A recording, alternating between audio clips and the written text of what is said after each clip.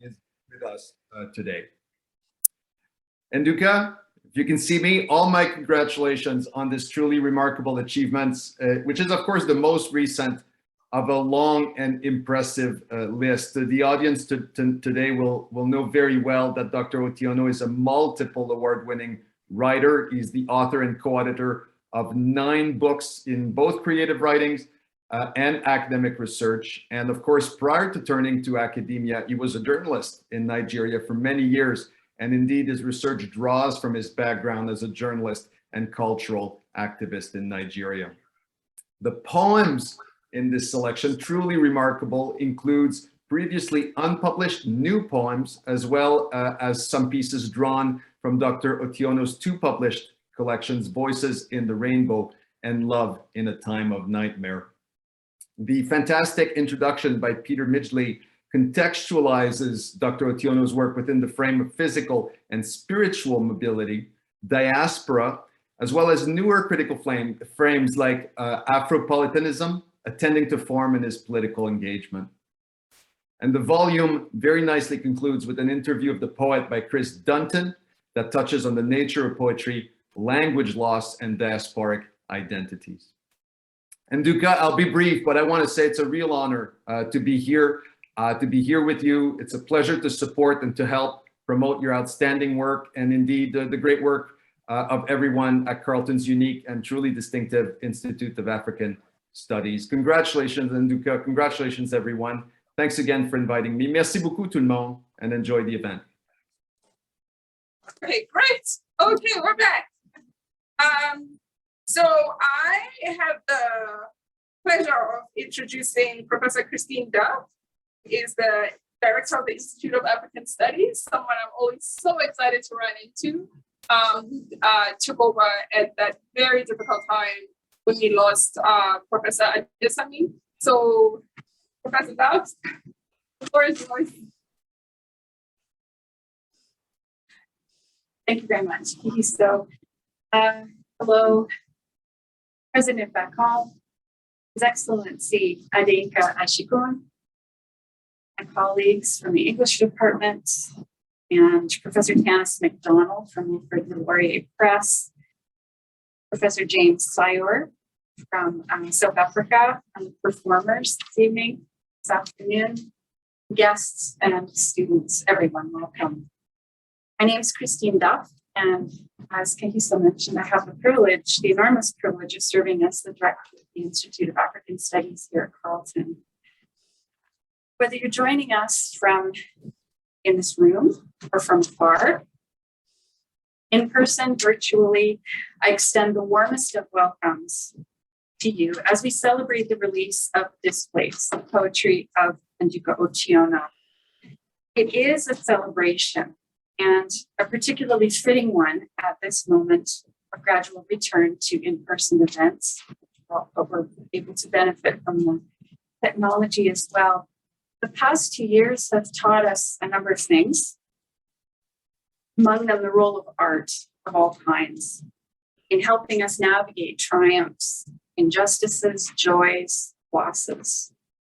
More than ever, it seems we are in real need of a reconnection with our shared humanity. I can think of no better way to mark this time of transition we are in, and to have Nduka, one of our own, in the Institute of African Studies, but we share him with English, to share his creative work with us, along with the musical contributions and the other interventions we'll hear this evening. If we could all use some art. So thank you, Nduka, and welcome everyone, and enjoy.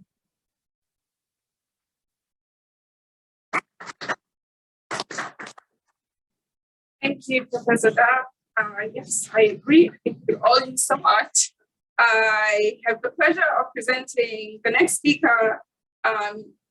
Representing Professor Janice Schroeder is my friend and now colleague, Nadia Bozak, novelist and professor in the English department. Nadia. Thank you, Kahiso. Hi, everyone. My name is Nadia Bozak, and I'm a faculty member in the English department, and I'm speaking on behalf of our chair, Janice Schrader, and the entire department. I'm also the coordinator of the creative writing concentration in the English department, and I'm very pleased to welcome everyone to Nduka's book launch. We were very honored to be asked to support this event and are so proud of our colleagues' achievement. Nduka recently began teaching a creative writing workshop in the English department, which is a spoken word poetry workshop. And I understand that it's going very well and that Nduka plans to teach it again next year. And we are really excited and honored to have him contribute his teaching experience and his talents to English and to our creative writing students. And I once again, congratulations, Nduka, on this really marvelous achievement.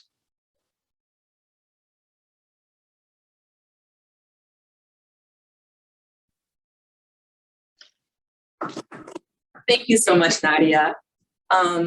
We really appreciate your presence, and we thank you for that vote of acknowledgement. I also now want to introduce the High Commissioner of Nigeria to Canada, His Excellency, Mr. Adeka. That's the Professor Nduka Otiono, the Director, Institute of African Studies, Professor Christine Duff, the Chair, the Department of English and Literature, the representative of Professor Janice Schroeder, the book reviewer, Professor James Sayo of the University of Free State, Bloemfontein, South Africa, the wife of the Nigerian High Commissioner to Canada, along with Ashikun, aka my darling wife, distinguished ladies and gentlemen. It gives me great pleasure, and I must acknowledge those who are with us virtually also. It gives me great pleasure to offer a goodwill message as we launch DisPlace, the poetry of Nduka Otiono. I must say Nigeria has a very solid tradition in literature, whether we are talking about poetry, prose, or drama. Our country can boast of an array of prolific authors whose creative efforts loom large on the world scene. We can mention Professor Wole Soyinka, Africa's first Nobel laureate, Chinua Achebe of blessed memory, whose classic novel Things Fall Apart is a timeless classic, but which has to date been translated into over 50 languages. And we must not forget to mention Chimamanda Adichie, who belongs to another generation, but is making waves on the global stage. Like literary icons Soyinka and Achebe, Professor Otiono is firmly rooted in the academic space. As a university professor, I can say without fear of contradiction that he's indeed in exalted company. And I believe the people whose names I mentioned also did some work in North America also, so that there's quite a bit in common. So I think the tradition is being carried on. The work entitled DisPlace reveals clearly how Professor Otiono, a Nigerian Canadian living and working in Canada, has remained thoroughly preoccupied with Nigerian affairs, cultural, political, and social.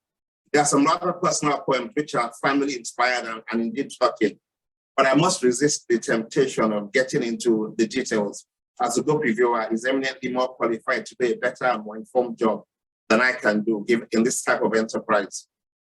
I often tell my compatriots that Nigeria may have only one Nigerian High Commissioner in Canada, but all Nigerian citizens and most Nigerian Canadians are ambassadors of Nigeria.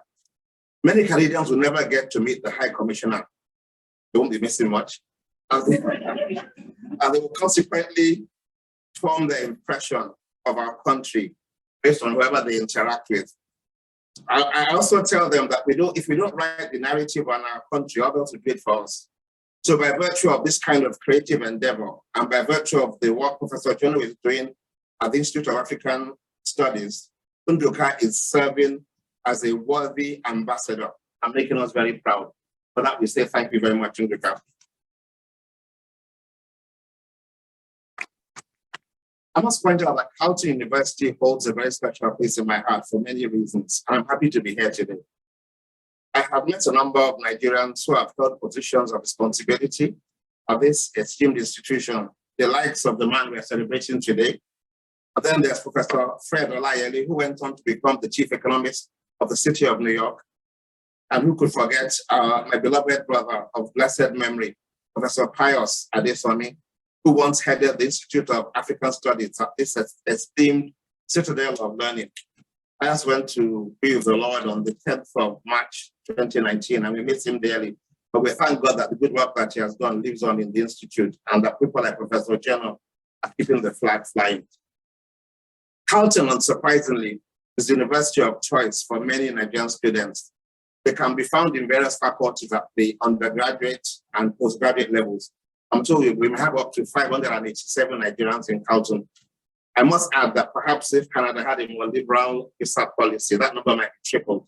So that's a story for another day.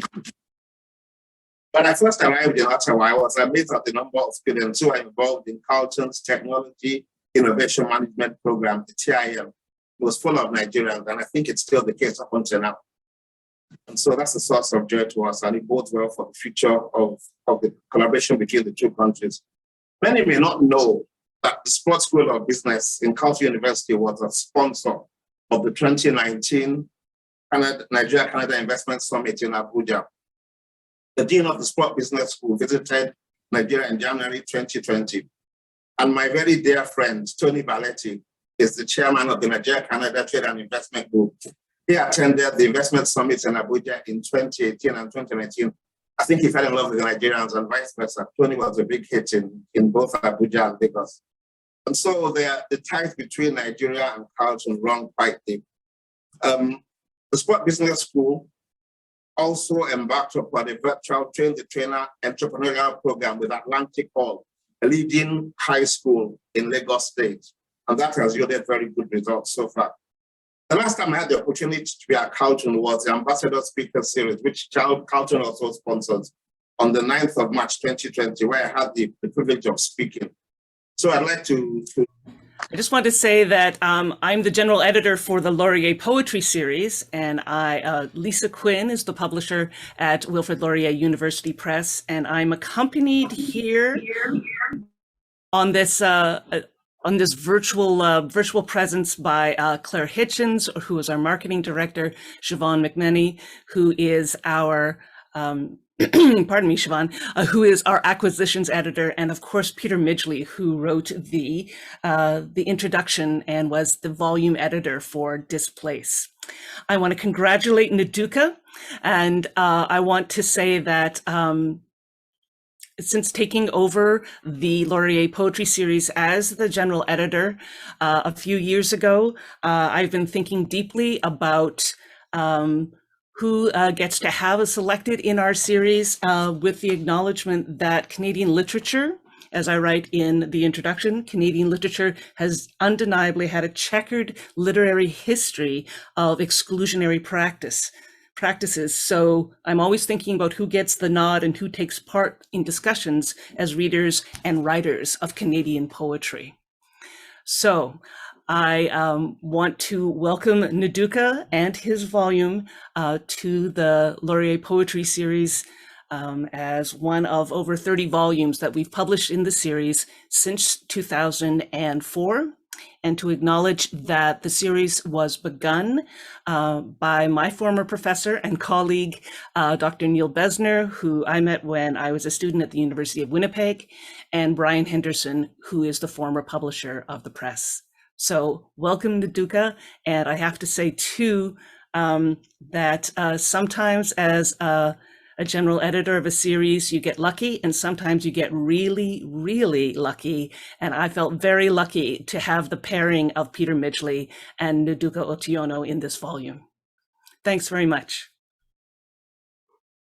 Pleasure going twice. Right. So his review, Professor James Sayer, who doesn't appear to be here, maybe having some technical difficulties. He says, one ideation that pervades and rules the poetic imagination of Otiono and DisPlace is the existentialist idea of death. Death. Death is imagined and functions as a powerful definitive agent of displacement. It accomplishes the erasure of human individuality from the known, determinate terrestrial space, our physical world, to an indeterminate, unknowable, ancestral, and/or spiritual space where the individual takes residence. This displacement is executed spatially for the deceased, a cartographic removal from the earthly known world. However, for the bereaved, the displacement is rather emotional and psychological, that physical dislocation. As for the deceased, the absence caused by physical displacement is not fully accomplished, since the totality and finality of the displacement is not completely realized. The gravesite remains and represents that physical absence through its presence. It occupied a known, defined space, not just physically, but also in the minds of those who mourn and cherish the memory of the departed loved one. This also explains why the bereaved sometimes ritually visit the gravesite to connect, if not physically, but at least psychologically commune with the dead. The idea of death as an agentive force of physical and psychological displacement is ubiquitous and resonates strongly in Otiono's DisPlace. It can be gleaned from his painful, traumatic personal losses of intimate family members, not least his beloved father and only sister. These losses happened while he was physically away in his Canadian sojourn, which he now calls his home away from home.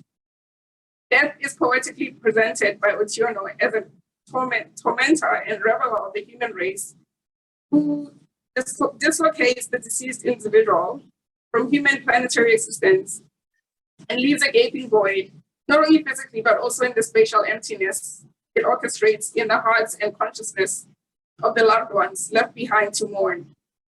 Poetry to Otiono achieves functionality in its agentive capacity to memorialize and even celebrate the dead, whose physical transition and hence absence is registered in the hearts of others.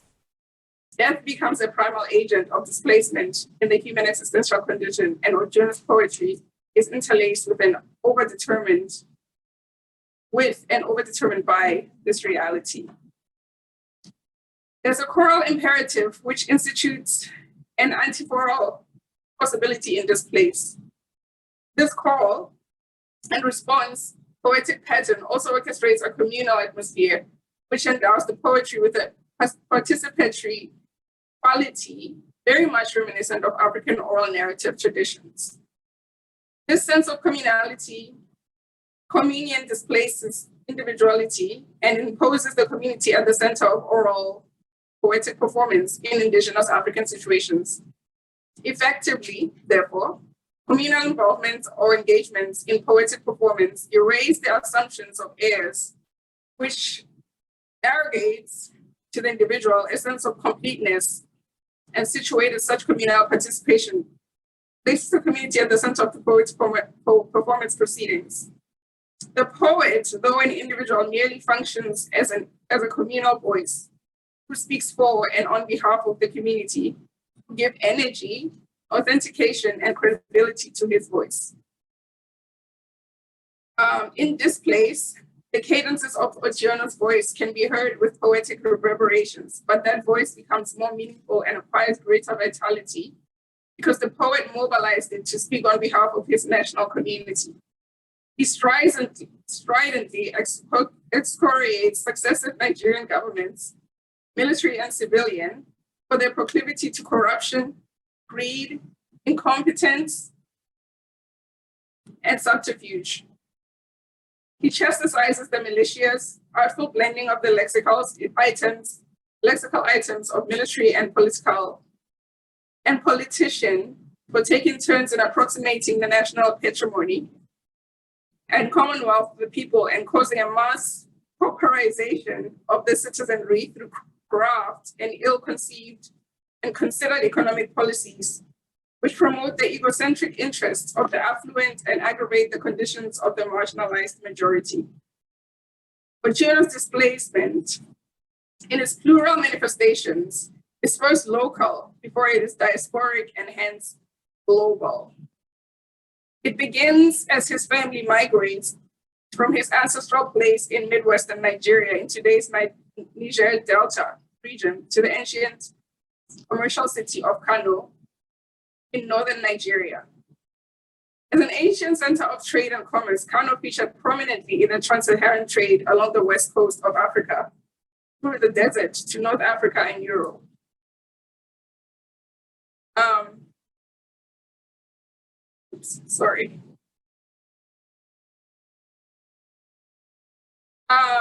Otiono's DisPlace establishes an organic and harmonious intertextual conversation on migration, exile, and individual displacement with other Nigerian poets, including notable ones like Tanure Ojaide, Odia Ofemun, and Niyi Osundare of the older generation, as well as Ogaga Ifowodo, Nduka, among others of his generation. These poets are unanimous in their powerful testimonies, and their voices reverberate with echoes that negotiate the displacement, exile, and diasporic existence of the individual from the native land. From the native place or homeland. That was Professor James, Associate Research Fellow, James Sayor. Thank you.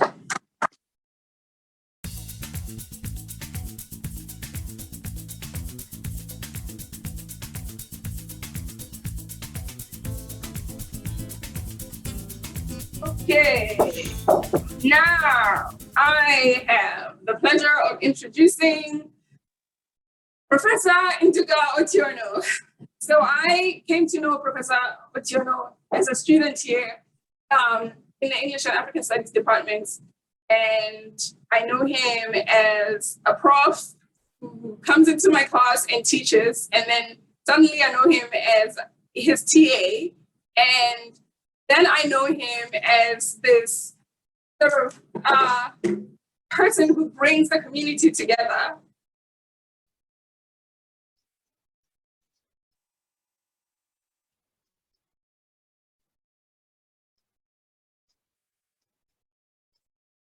Today, time is the eyeglass I wear. That's the first poem I'm going to read. It's the first poem in this collection. Today, time is the eyeglass I wear. The purple rim masks the scars of the years, and the lenses periscope the joys of my soul. Look, you will find the window to hidden treasures, every peep, the kaleidoscope of experience, and an invitation to share secrets of the Most High. Come, and you will find me at the altar of time, incense on my left, ikenga on my right. Come with your totems, worship with me. I'd like to thank you today for making a time to worship with me. And the altar at which we are worshiping is at the Institute of African Studies at Carleton University. I couldn't be more honored having this very distinguished audience in person and virtual. So we're doubly blessed. We have, as it were, decided to defy COVID, which has cost the world almost 5 million lives. That's like the population, 5 times the population of Ottawa, if you can imagine that. And I recognize the very eminent people who have also graced this occasion, from our president, Dr. Bakon, the representative of Nigeria in Canada, and my very good friend and our father in Canada, the High Commissioner, Mr. Ashekun, and the very lovely wife with whom I share a lot of literary interests and books. And I also would like to recognize my wife, a very darling wife, Oyi, and Dr. Kika, who is somewhere here today. I can't begin to call on everybody who is here who are very distinguished in their own rights, including, of course, our co-host for this event, who is the director of the Institute of African Studies, Professor Christine Dawes. I'm going to hail you this way. And then everybody else waits here. The Nigerians have a very fine way of trying to ensure that they don't break out of protocol. And I'm just going to do that, knowing that I might miss out a lot of important names here, including my friend, Nosa, and everybody else. And you know how we say it? We simply say all protocols observed. And in that, I accommodate every protocol that I am supposed to take. And I also will shout out to our friends across the world, from South Africa to Nigeria to United States and everywhere else, who have joined us for this evening. And I would like, of course, to thank my publishers. Tanis has already spoken, but there are some of the wonderful people there, including Claire, who has been so creative in the marketing of this book. And then my editor, Peter Ishley. I began by reading this poem. Today, time is the eyeglass I wear. After several poems and after several journeys, I began to realize how much nearly obsessed I am with time. And when I look at this collection, I see so many poems, talking about time. I see time playing a repeated role. And I began to wonder, I didn't know this was the first poem we chose for this collection. And I began to realize that time means so much. And that the journeys we place in life, involve time. The time has changed from the moment we came in here to the moment we're here. Every moment is our youngest in life. And I don't want to go on and on about how that progression, ends. But I began also as a way of celebrating us, who are the living. We believe in communion between the living and the dead. And the power of mortality is such that there's nobody who hasn't experienced it. And I don't mean if you're alive directly, even if some people have talked about near-death experiences. I probably did, but I woke up only to discover that I was suffering from typhoid fever. But I can tell you that I had these fantasies that I thought I got to the door of heaven, and God said, it's not your time yet. Some of you must have gone through that kind of feeling, in very extreme fever. Those of you from West Africa, especially, who are used to malaria and typhoid. And malaria is one of those things, even if it looks like it takes us sometimes so far away, but it has saved lives and has saved, as one story goes, West Africa from settler colony, from being a settler colony. I need some of you can fill in the gap. And then more importantly, it's been attributed to the way Africans have been able to process COVID, because some people confuse the symptoms with symptoms of malaria, and they get well in some cases before that goes. So I'll move from that about time to read my second poem, My Lips Bear Witness to the Blood That Irrigates My Heart. That's the title of this poem. My lips bear witness to the blood that irrigates my heart. Listen, you will hear the incandental lips of a poet in limbo, incubating new dreams, flirting with an angry tongue, threatening to burst. An aging winter declaims New Year resolution dead on our fence, wondering how to decrypt the anguished riddle of coronavirus. And I will read yet another poem, because it turns out that this collection are the new poems were framed a lot at the beginning of COVID, coronavirus. We're not as scared of it as we are today, or rather, we are no longer as scared as we are or we were at the beginning, which is why we're meeting. Before now, it looked like handshakes could be a death sentence. And I'm sure so many of you were so scared to shake hands. Some of you might still be afraid to shake hands. So I'll take a few of these poems, and then I will just move a bit to the next stage of my next round of readings. I'll move a bit from these very sad poems. Untangling, and this is Dad. It turns out that May 5th, my dad died on May 5th. And without realizing it, this reading, just foreshadows that it's within that season, and I get all of these chills about his death. And I was just about to write my candidacy exam. at the University of Alberta.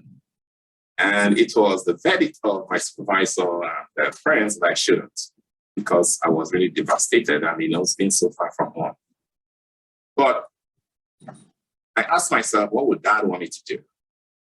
And my dad supported my literary career, supported my writing, and was a champion for me to fulfill my intellectual dreams, and supported my doing a PhD, of course. And so when he passed, between the distance of home and the experience, I said, Dad will want me to do this exam. And his death, ironically, became the drive for me to excel. And those days, we still had a traditional exam candidacy where you went into a room.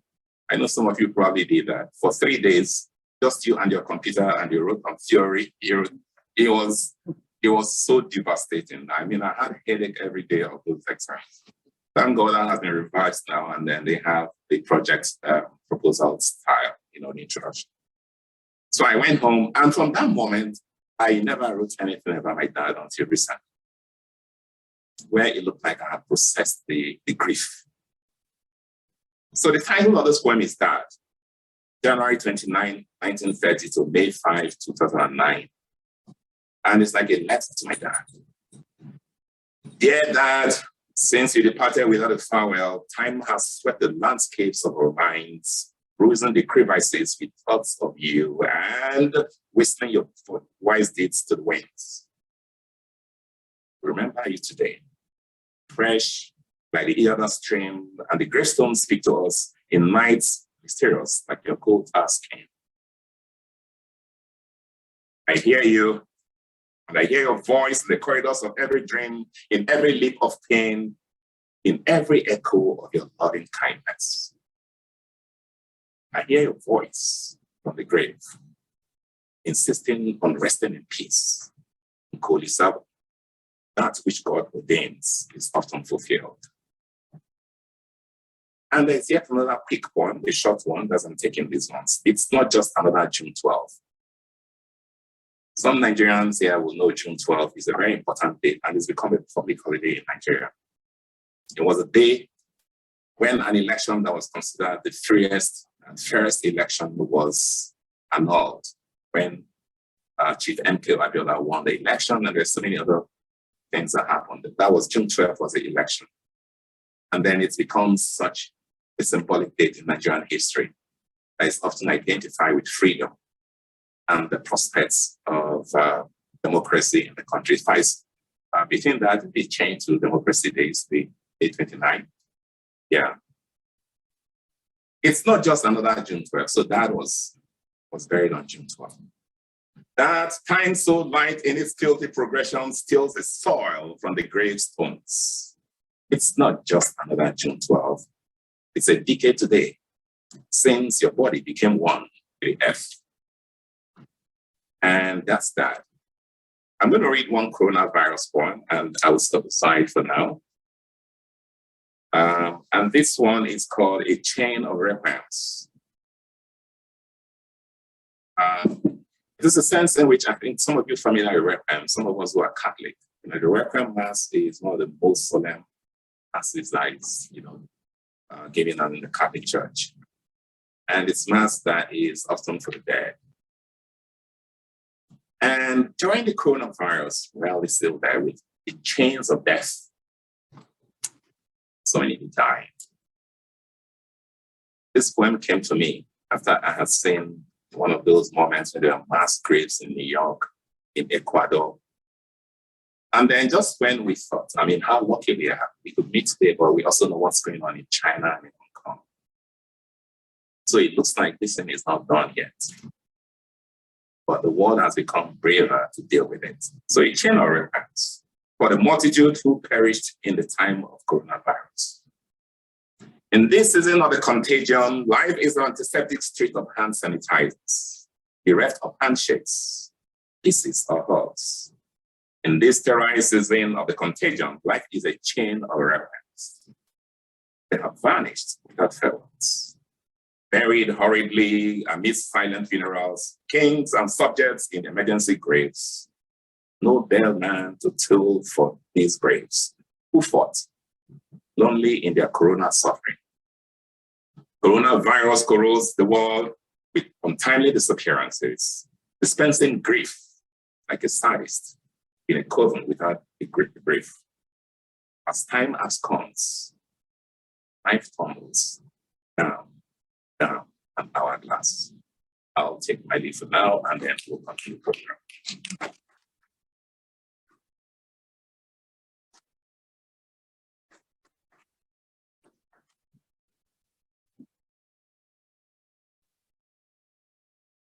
Thank you so much, Professor. That was incredible. And again, we want to thank you so much for writing such an amazing body of work amongst all your other amazing achievements. So we're going to continue with the program. The next person that I want to introduce is Peter Call. I do have a biography for Peter. So Peter Call is an Ottawa-based trumpet player, music producer and composer, self-hairstylist, and poet, often adopting experimental modes in all these fields. He is currently finishing his third year at Carleton, studying trumpet with Travis Mandel and the craft of spoken word with Nduka Otiono. You can find Peter on SoundCloud at Peter K. So please welcome Peter Call.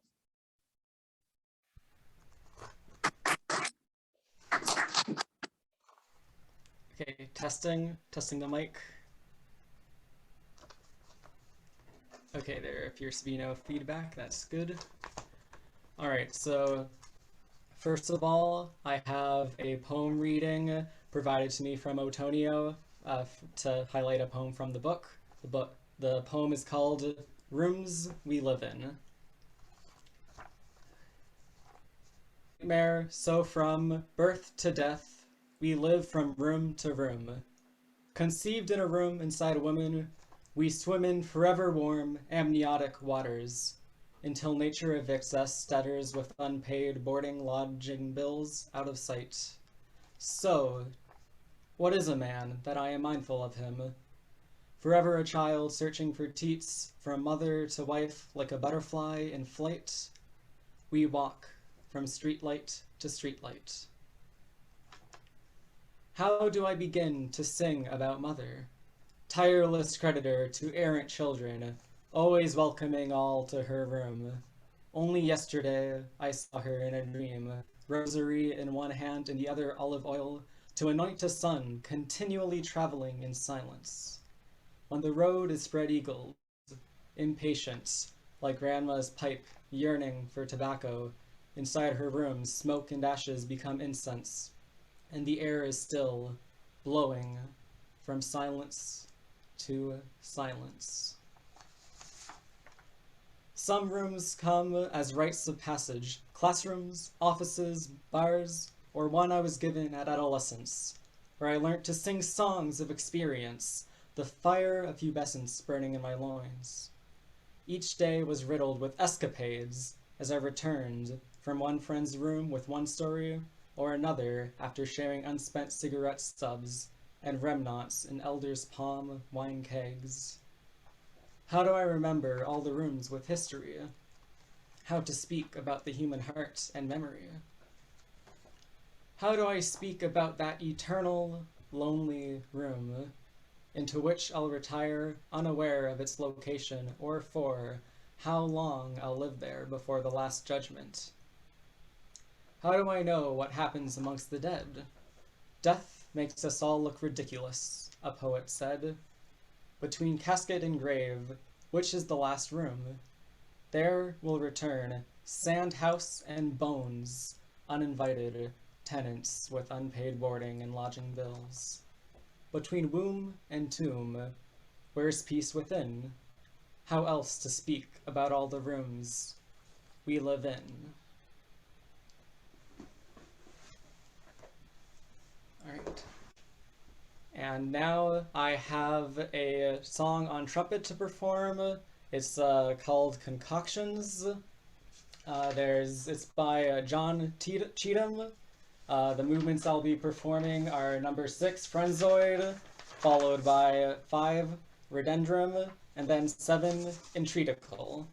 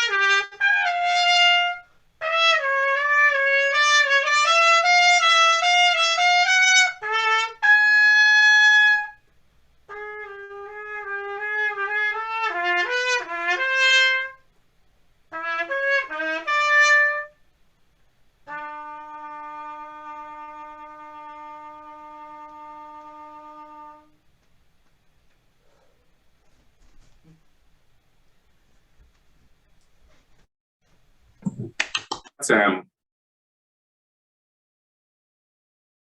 showpiece by one of our students in the creative writing workshop, the poetry workshop, spoken word poetry workshop. We have a very dynamic set of students, who are currently in that course. And it's the first time we are actually teaching the course between the Institute of African Studies and the Department of English. We have, in this first set of students, about 18 of them. Some of them are here, and I really want to acknowledge them and the great work that they're doing. Peter, shout out to you.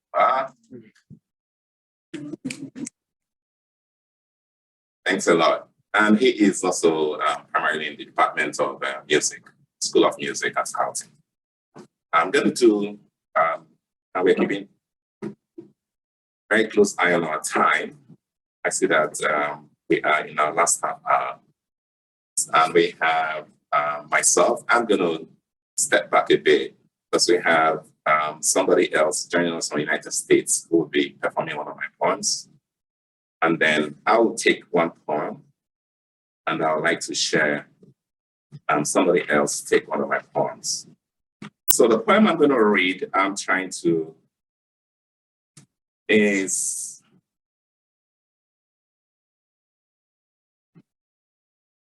a poem that reminds us, some of you may have visited Cape Coast in Ghana, and you probably remember Elmina Castle. The Elmina Castle and Cape Coast associated with the slave trade. And you have this castle, and the first time I visited that, the chills, are still with me, even as I'm trying to read this poem now. One of the ironies is how, our church there is located on top of the dungeon. There is a church on top of the dungeon. And then, you went through that route, and then ends on the point of no return, where you see these, columns with the metals and, the gates where it was opened, and some of our ancestors, were on that very brutal journey, slave trade, victims of slave trade. So after this poem, when I visited Cape Coast, and this was, then I was a journalist, I'd gone to write about at the Cape Coast Festival. I'm not so sure they still do it now. And then this was August 1, 2001. And I wrote this poem. It's entitled Procession. The cycle begins and memories return with the procession, haunting hostile corridors of the cavernous dungeon that meander to point of no return. The offsprings of local survivors return after centuries of forced departures. And before a memorial altar, erected by kinsmen, recite names of heroes and heroines prior to laying wreaths of emancipation. The pains persist, tracing countless nights of brutalities, the harsh chains choking and clanging, the slaves crying and grumbling, voices ricocheting off stone wall scars of yesteryears. Long faces, an eternal procession, lost children returning with the homeland. Welcome. My chest palpitates like the furious waves determined to erode a castle and frothing with bloody histories of death. Look, here is where the slave ship anchored and the blighted memory returns, calcifying with the spirits of the castle. The spirits departed, the spirits returned, rising by terrors of middle passage, shorn of the capes of fear at Cape Coast. Look again. That priest offers a garland of leaves plucked from the chest of the forest. Listen. You will hear distant voices from distant pilgrims, deracinated from motherland and planted in new worlds where a jeweled capital plays God. And the procession retreats. Outside, the menacing cannons are quiet. But in the mind, they explode with memories so colored with bile, the question reconciliation and call for reparations. I cringe trying to sort out piles of jagged images before humble guests in a castle filled with ghosts of a horrible era. And where do I go from here? Wearing this necklace of lacerated memories. Where do I go with this necklace of lacerated memories? And where do I go from here? Where do I go bearing this cross of ancestors who crossed or perished without fearing death by water? Where do I go? In the horizon, Adagri beckons, aided by tongue-tied thoughts of lost souls. I shall return to you, Cape Coast, to listen to the sea and the wind. I shall return, forever telling tales of race, greed, and cruelty. And that's that poem.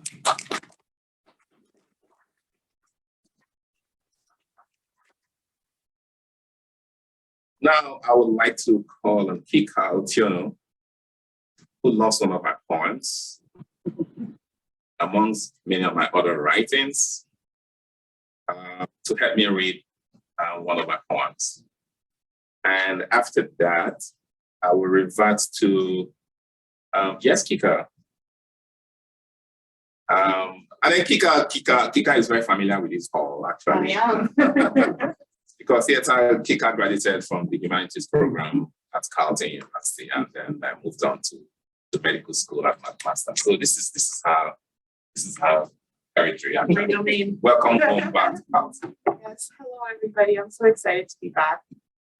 Blair is sitting actually in my favorite spot. So it's very exciting to be here. I haven't been here in a few years. Maybe you can take off your mask today. Oh, I forgot. You know, when you're in medical school, I wear a mask 24/7. So it's now become part of my face.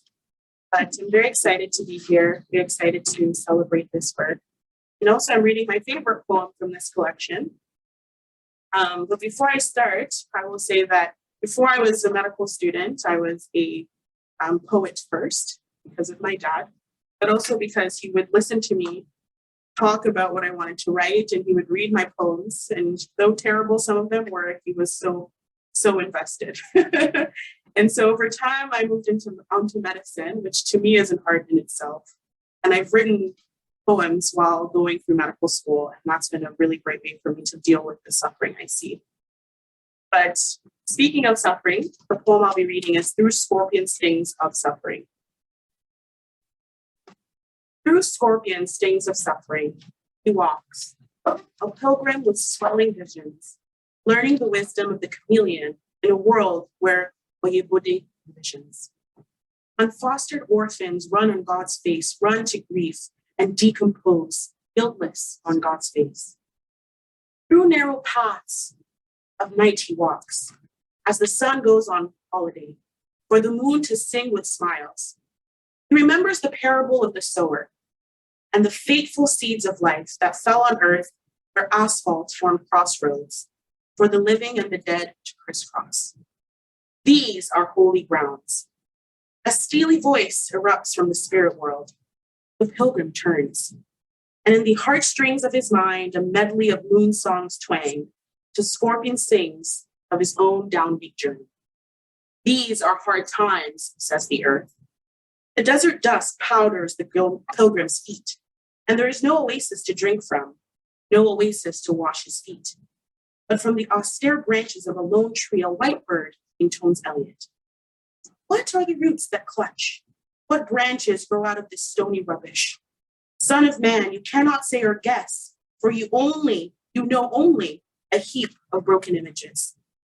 In the region of darkling memory, through pounding nerves of blood, thought steps sound at the pilgrim's mental anvil, as if there is no escape from the whips of chance.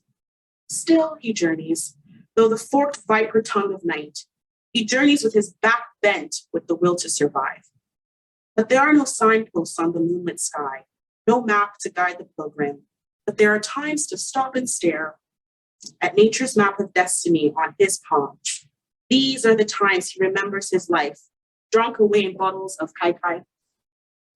Put everything down and run, advises a poet. and be a coward forever? Learn the wisdom of the chameleon and live, exclaims the pilgrim. Comrade, you are mistaken. There are no two ways to heaven. Only through the rough and winding path shall the righteous enter heaven, argues the poet. Learn the wisdom of the chameleon and live, insists the pilgrim.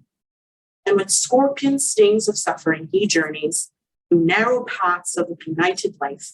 He plods towards he who had promised, come to me, all ye who are heavy laden, and I will give you rest. Thank you.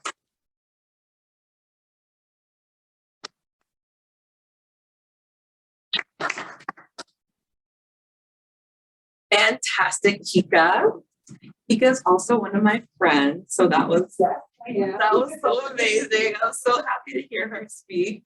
And we're almost at the end of our program for today, so I want to thank you all once more.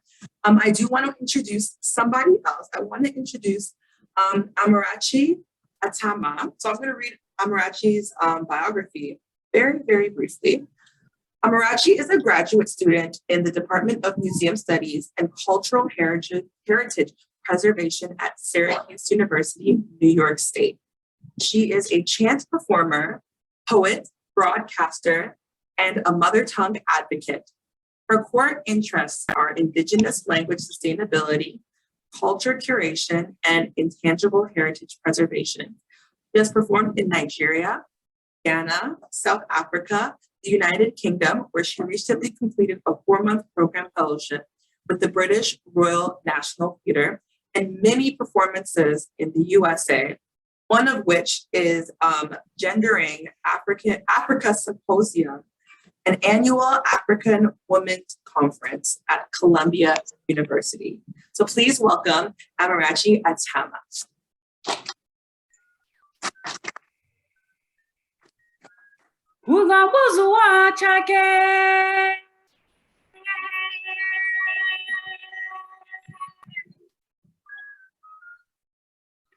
Ugobuzu chake miri rujanu ozo akufechanu odalawo.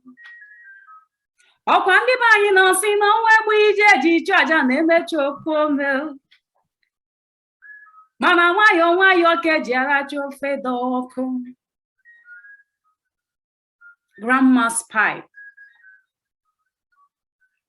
She's been long dead, but she returns with every pipe I see. Old woman with the pipe, cheap of the rare breed. She would sit leisurely on the ancient bed in the family house, a red mud platform that to keep cool and soothing. She would scrub daily with dead roots of plantain trees, fresh like the wet bath sponge. Then the ritual will begin. Onye na-arụ eze anya na-elele ya lele. Ịchọ ịma ihe gburu ọchụ, ịgawa n'ụzụ gaga n'ogwu madịrị. Onye nọdebere uhie na anụ ihe ọ na-akpọ ọja kpọlitere m mgbọrọgwụ ndị Igbo ala anyị. First, she would suck the tobacco rolls of golden brown leaves, so unique, so aromatic, you are tempted to sniff them. Grandma will caress every part of it with the tenderness of an experienced weaver in a loom. Next, she would load her pipe, brown like the tobacco leaves, curved upwards as though swearing allegiance to her. In turn, she would stroke it gently, taking her time around the bend like a driver at a dangerous corner. Then she would take a break to fetch a piece of burnished coal from the busy fireplace. Admire the loaded pipe, as if reluctant to hot it with fire. She would hesitantly drop the red coal onto the sole of the pipe, raise it to the crop angle onto her mouth, and so suck with the urgency of a baby breastfeeding hungrily. You would think she was about to choke. Then she would relax, as if meditating or perhaps pondering a joke. she would puff the smoke, spiral it upwards as if towards the heaven's gate, a contented smile lighting up her dry, wrinkled face. Again, she would relax as if meditating, then her head would jerk like one who just regained consciousness. Nduka Otiono. A long pause tells 1,001 tales.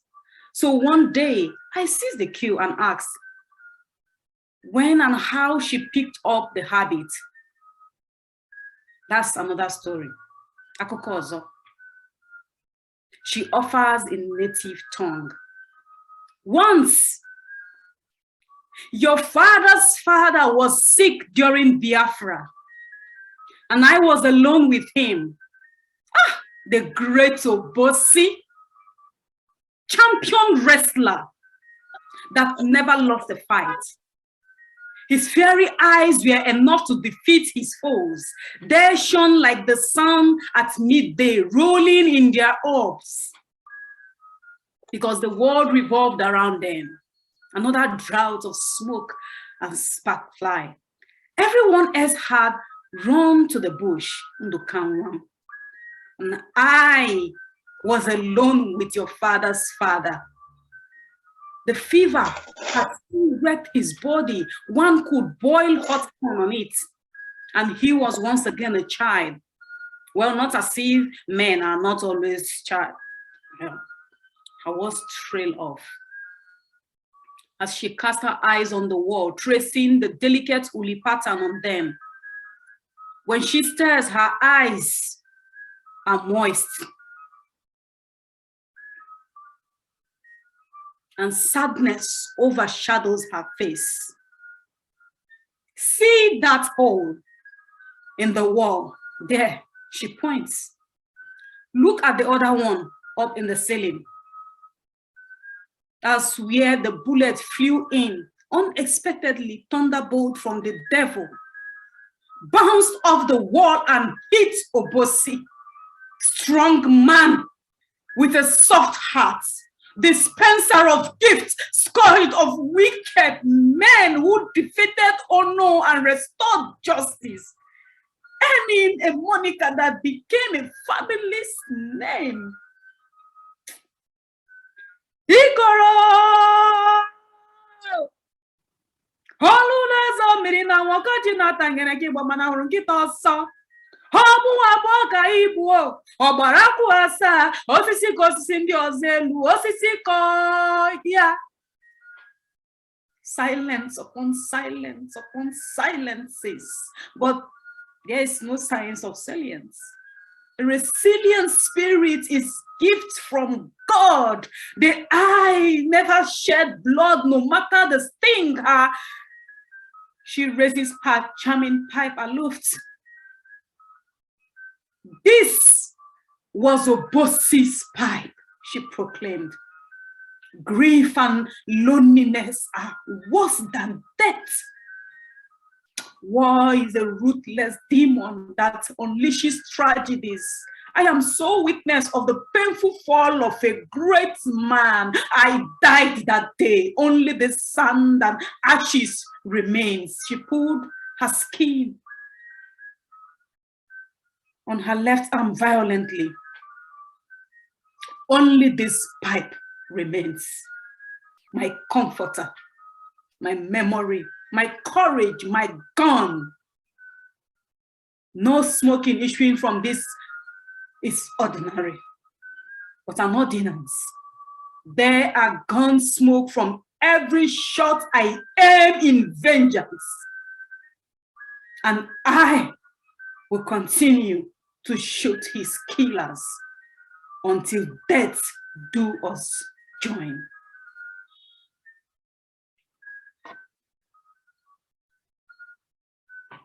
Thank you.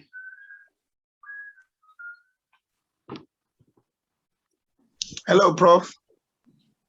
Yes, my sincere apologies. I wasn't able to connect with you to read the review of the book, but just to express my deep gratitude and appreciation to all of you for celebrating my compatriot, Professor Nduka Otiono. I find the volume of poetry which we're celebrating today very important as it celebrates time and all the other things associated with it. Life and its cycle which ends in death, even though we are aware that death is just the beginning of everything. And I am happy that Nduka asked me to do the review, even though I couldn't read it personally. But it was a wonderful performance which was executed by the lady who read it on my behalf. And I want to thank her very sincerely for taking her time to do that. Nduka deserves this celebration because he has worked very tirelessly, beginning with his time in Nigeria when he was a journalist, but also worked with the Association of Nigerian Authors. And during his term as Secretary General of that association, he left indelible marks which have continued to ricochet even as we continue with our vocation as writers in Nigeria. Even though many of us have also traveled around the world and have become dislocated, as it were, we still reconnect with our homeland, Nigeria.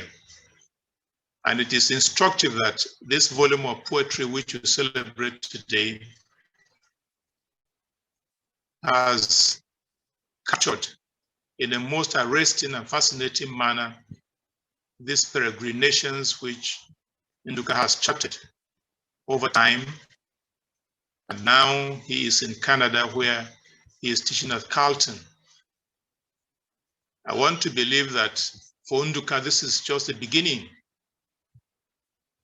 He has tried in his own way to register in very remarkable ways his own contributions to the academy and to the Commonwealth of Letters. And I can only wish him well as he continues in his exploits in his home, away from home in Canada. I want to thank all of you for taking out your time to celebrate with him. And I want to wish him and all of you well. Thank you very much, and may God bless you all.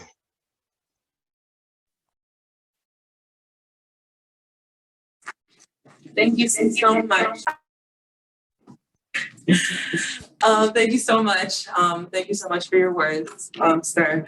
I wanted to introduce the final performer. We're going to introduce Obi. So please give a round of applause for Obi.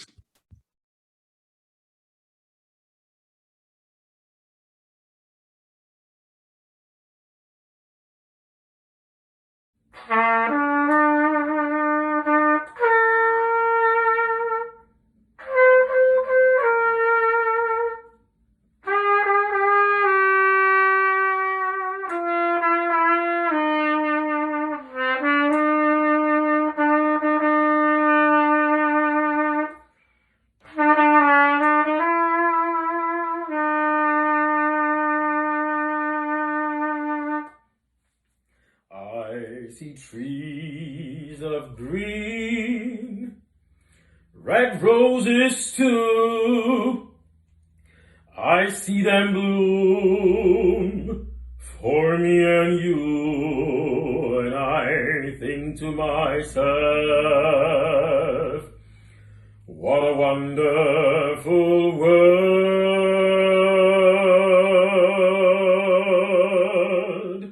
I see skies of blue and clouds of white, the bright blessed day, the dark sacred night, and I think to myself,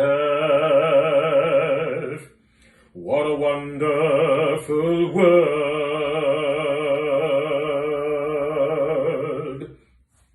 The colors of the rainbow, so pretty in the sky, are also on the faces of the people going by. I see friends shaking hands, saying, how do you do? They're really saying, I love you. I hear babies cry, I watch them grow. They'll learn much more than I ever know. And I think to myself, what a wonderful world.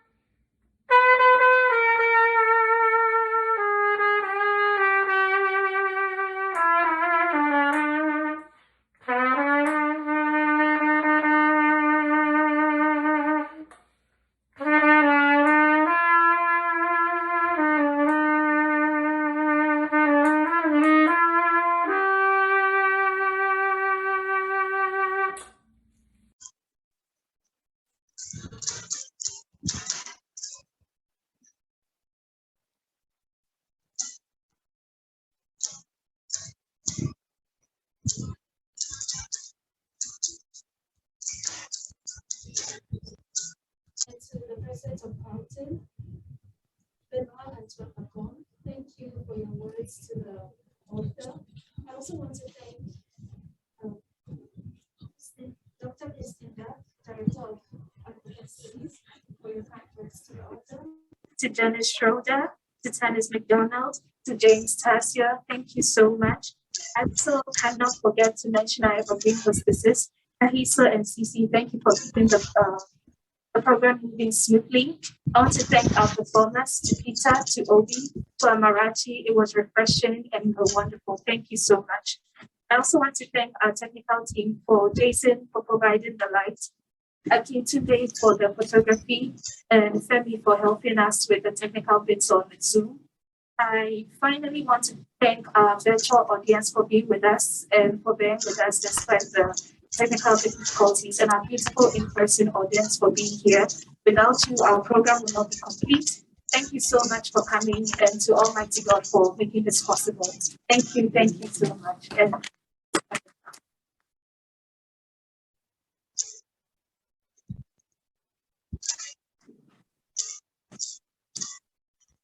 so thank you everybody for joining us. We really appreciate you guys for being here, and we really enjoyed it. I hope you all enjoyed it. Did you guys all have a great night tonight? Yes.